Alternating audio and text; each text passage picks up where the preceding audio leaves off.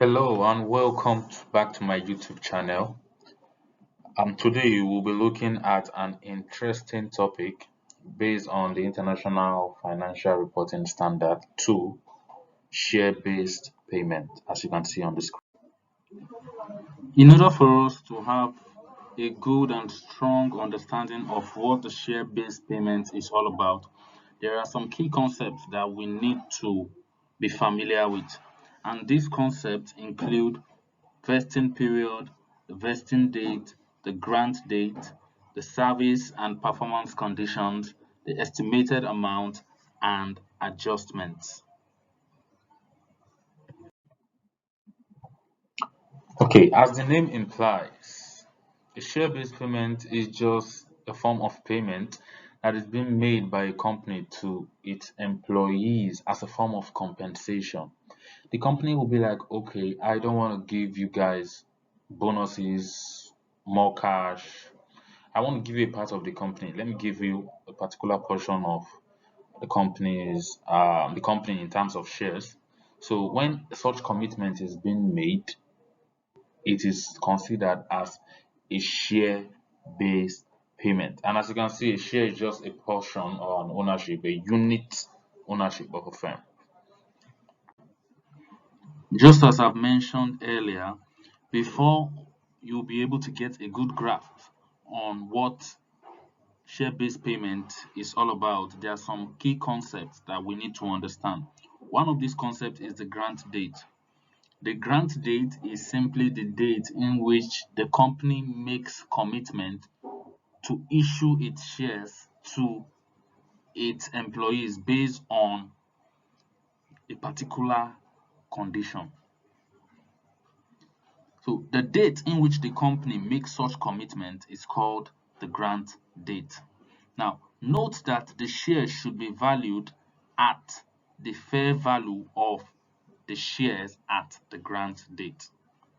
Now, also, the second concept that we need to consider is the vesting period.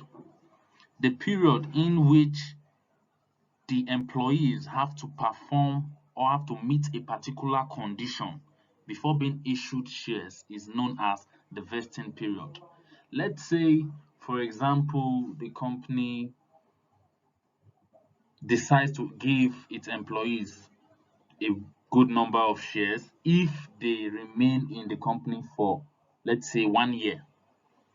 Now, that 1 year period is known as the vesting period because that is the year in which the condition need to be met before the shares will be given to them. Then finally, another concept that we'll be looking at is the vesting date. Now, the vesting date is simply that date in which the employees are now entitled to the shares. This obviously means that they must have performed or they must have met the condition before the shares will now be issued to them. So the vesting date is the date in which the employees are now entitled to the shares.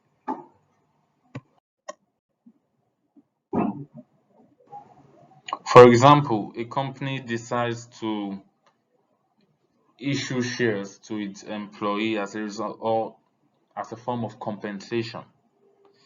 It if a company like sets a particular period for issuing these shares, let's say 2 years, that okay, if you'll be able to stay in this company for 2 years, then I will give you this number of shares. That period of 2 years that the employee will need to wait in the company or stay in the company before the shares is being given is known as the vesting period. While the period or the date rather in which the employee is now entitled to these shares, that means they might have stayed in the company for the set period of time. That date in which they are now entitled to the shares is known as the vesting date. Okay, and before these shares are being issued to the employees, the company does not just issue such shares. There are some performance conditions, there are some service conditions that the company place on these entitlement or these shares before the employees will be entitled to it. Now, there are two basic conditions. We have the service condition and we have the performance condition. The service condition is just in line with the example I gave initially, that the company will expect its employee to remain in the company for a particular period of time before they will be entitled to the shares. That form of condition is known as the service, because the employee will have to service or render service to the company for that period before will be entitled to the shares.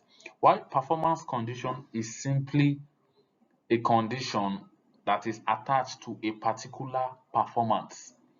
It could be either increase in sales, it could be either increase in profit, just name it. So far it is attached to a particular performance measure, it is a performance condition. So there are two basic types of performance conditions. We have the market-based performance condition and we have the non-market-based performance condition. The market-based performance condition is those how are those conditions that are attached to the company's share price. So for example, if the company will be like, if our share price is or would increase by a particular percentage, then you will be entitled to this particular number of shares. That form of scenario, that kind of scenario is known as the market-based performance condition. But in a situation where it is not attached to shares, let's say if the company is emphasizing on sales growth by a particular percentage, or if the company is able to achieve a particular percentage of profit, or be able to cut cost by a particular percentage before they will be entitled to that particular share. In that scenario, it is known as what? The non-market based performance condition. This is because it is not conditioned or attached to the company's shares. Okay, there is one key note or one key bit you need to know about this, which is simply whenever a market-based performance condition is set, it is assumed that the share price of the option has already been factored at the grant date. So whether the condition is met or not, that's for the market base, you have to, all the employees are entitled to the share. They don't need to meet the criteria for the shares because it has been incorporated in the share price.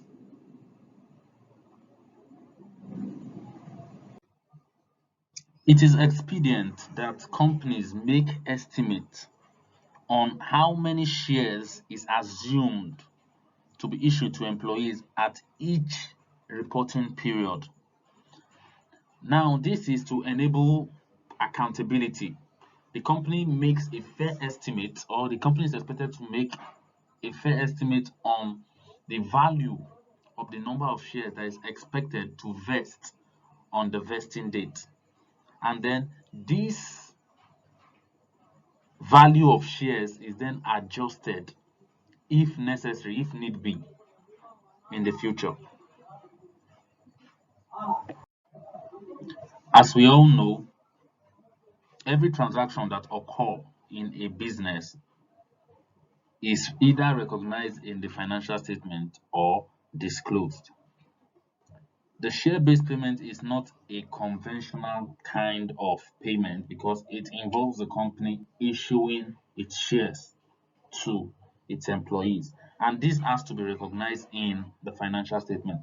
Since it involves issuing its shares, it means that the transaction will affect the company's equity instead of its liability. So, and it's an expense to the company because the company is giving its employees as a compensation. So it has to affect the expense in the financial statement, that's in the profit or loss account, and then in the statement of financial position, it affects what? The company's equity. Now, the total share-based payment, as provided by the standard, is supposed to be spread within the vesting period. This is what following the matching principle, which states that expense should be recognized in the year in which revenue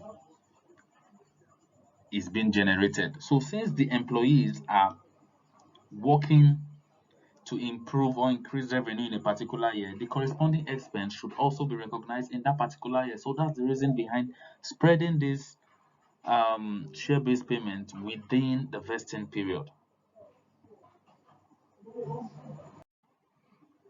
Okay, this is a practical example that incorporates all the concepts that we have learned so far. And it goes, Giwa PLC, a consumer goods manufacturing company, decides to give 50 of its employees 50 shares each if the company's share price increases by 50%, and also if they remain in the company for the next 3 years. The fair value of the shares at the grant date is $10 per share. In the first year, 10 employees left, and it was estimated that only 20% of the employees is expected to leave. In the second year, 10% of the employees are expected to leave, but only 5 employees left. In the third year, 10 employees left. Now, based on this, you observe that everything that we have discussed so far are in this example.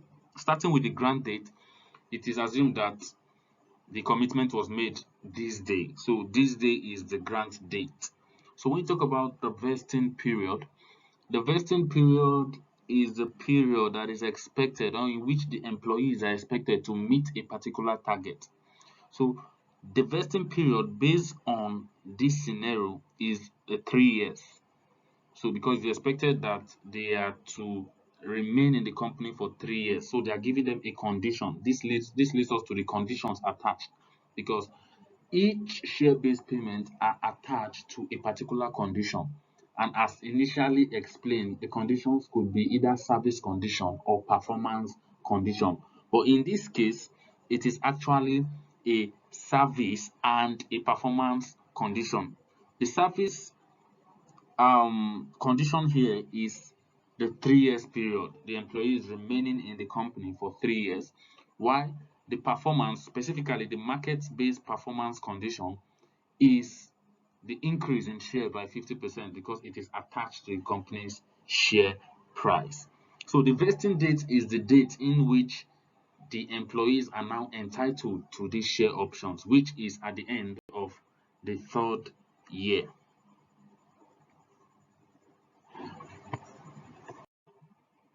Now, as previously explained, that market-based performance conditions are already incorporated in the share price. So whether there is an increase in the share price by 50% or not, it is assumed that that condition has been met and then the expense should be recognized. But in this scenario, we are not only given a market-based performance condition, we also have the service condition, which expects or which incorporates the company or the employees staying in the company for the next 3 years. So we are going to base our recognition on this particular performance or on this particular condition, because it's assumed that that of the market base is already what has been met. So in the first year, it is estimated that 20% of the employees will leave the company. Based on this, the amount to be recognized in equity and expense is as follows. So we need to calculate the total amount that need to be recognized in the financial statement. And as we all know, we have to make, or it is expected that the company makes estimates at the end of each reporting period. So in the first year, the company made an assumption or an estimate that they expect that 20% of the employees will leave.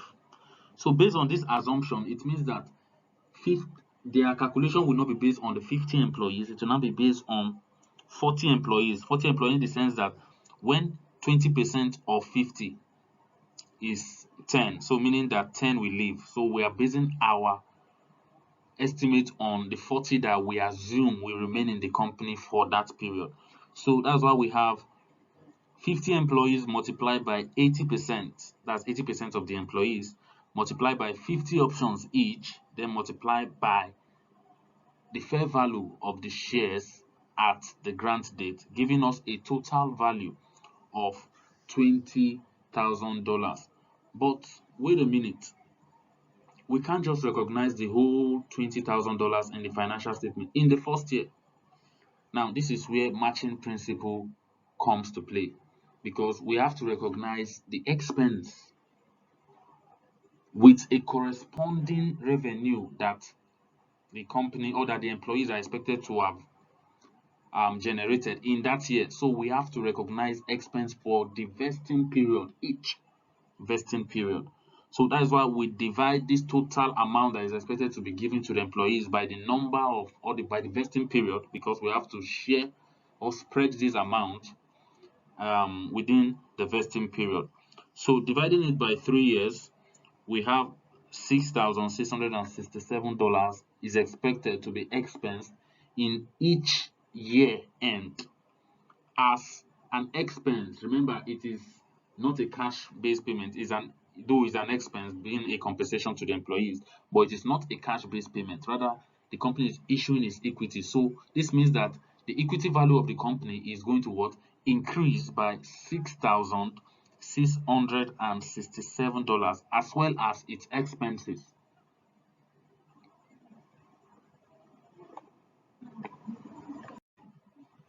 At the end of the second year, the company then made another estimate that, okay, the estimate we gave before, I think there's a little change. We are now expecting that 10% of the employees are going to leave or are expected to leave at the end of the second year. Now, in order to incorporate this estimate, we do the same thing we did in the first year. 50 employees in total multiplied by 90%, meaning that 10% of the employee has left, then multiply by 50 share options times the amount, which is $10, that's the value at the grant date, then multiply by 2/3. So this 2/3 is telling us that the value we are going to get is the value for 2 years out of the 3 vesting period. So when we do this calculation, we'll have an estimate of $15,000. This $15,000 now is the total estimate that the company is expected or is expecting to give to its employees in terms of shares now for 2 years. But now, out of this $15,000, recall that $6,667 dollar worth of shares has already been expensed in the first year. So what we just need to do, since the $15,000 is for 2 years, we have to subtract what we have already recognized in the financial statement in the first year, so leaving us a value of $8,333.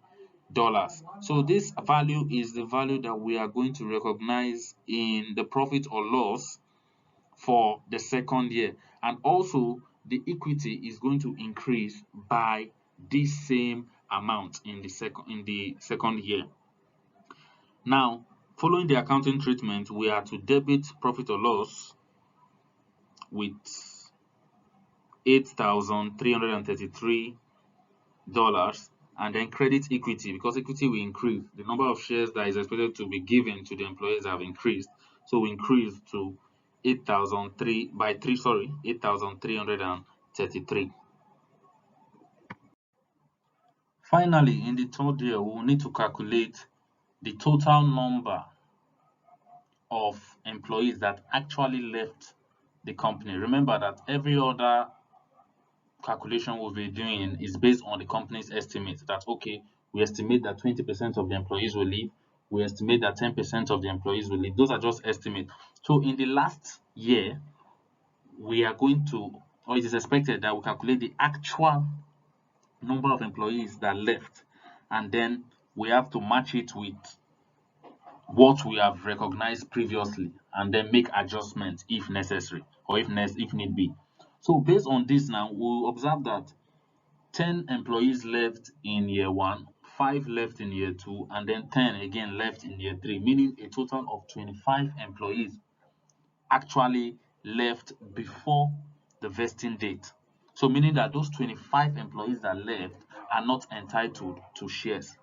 So what we are going to do now is that we are only going to calculate the value of the equity instrument for the employees that remain in the company for the vesting period of what?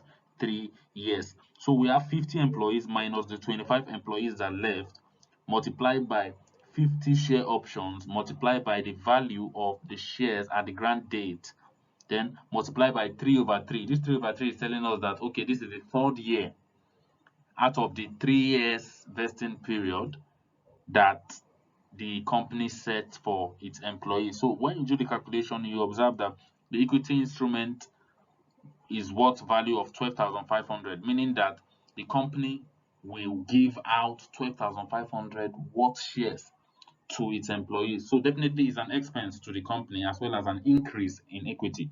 So we are going to record on norms, we are supposed to record the 12,500 as an expense and then record the same amount as an increase in equity. But in this case, you observe that we have done estimates in the past.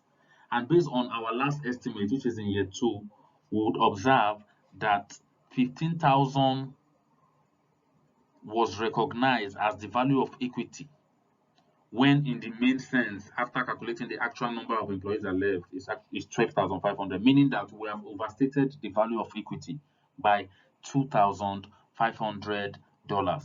So what we then need to do is that, since it's an overstatement, we need to reverse this condition, in the sense that instead of recognizing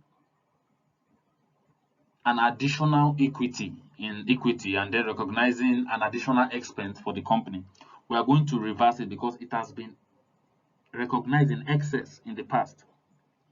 So, and by reversing this situation, we are going to take this excess, reducing the equity by the excess of 2,500, and then crediting our profit and loss account, profit or loss account, by same 2,500, so that it will match. So if you take a look at this particular aspect, you observe that it covers the last aspect or the last concept we discussed, which is what?